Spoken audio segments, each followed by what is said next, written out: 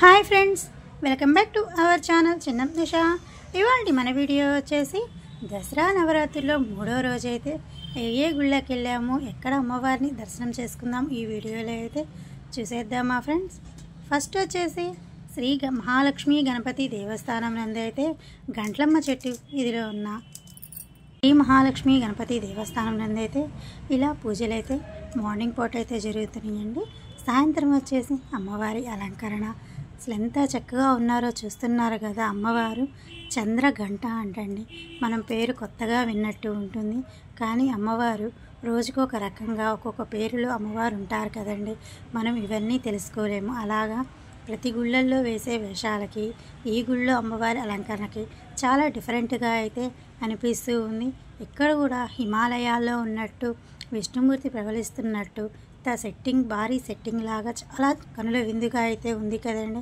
అమ్మవారైతే చంద్రఘంట అని చెప్పేసి పేరుతో చంద్రబింబంలాగా చంద్రవంక పెట్టుకొని అమ్మవారైతే చాలా చక్కగా అయితే ఉన్నారు కదండి.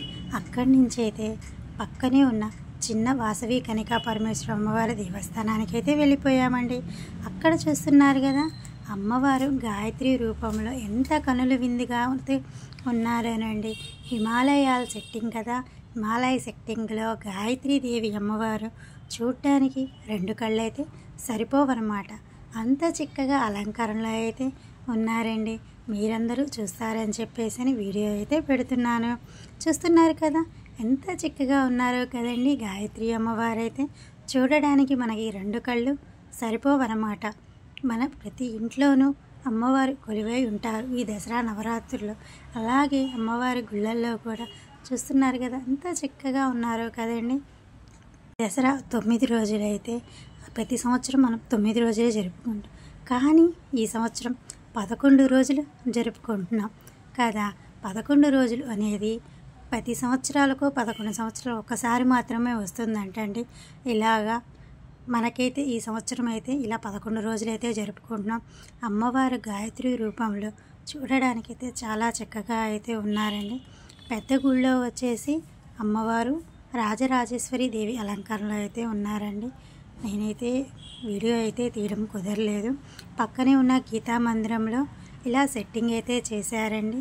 వినాయకుడు, రాధాకృష్ణులు, అయ్యంతా వెంకటేశ్వర స్వామి శంఖ చక్రాలతో అసలు ఎంత పక్కనే ఉన్న ఆంజనేయ స్వామి కానీ, సాయిబాబా కానీ, విఘ్నేశ్వర విగ్రహాలు కానీ చాలా అంటే చాలా కనుల విందుగా అయితే ఉన్నాయి.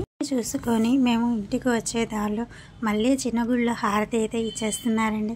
హారతి అనేది మనం ఎప్పుడో కానీ చూడలేం. అమ్మవారి లైటింగ్ అంతా తీసేసి హారతి ఇస్తున్నప్పుడు ఆ వెలుతురులోని అమ్మవారు చూస్తున్నారు కదా, ఎంతంటే అంత అందంగా కనులు విందుగా అయితే ఉన్నారండి.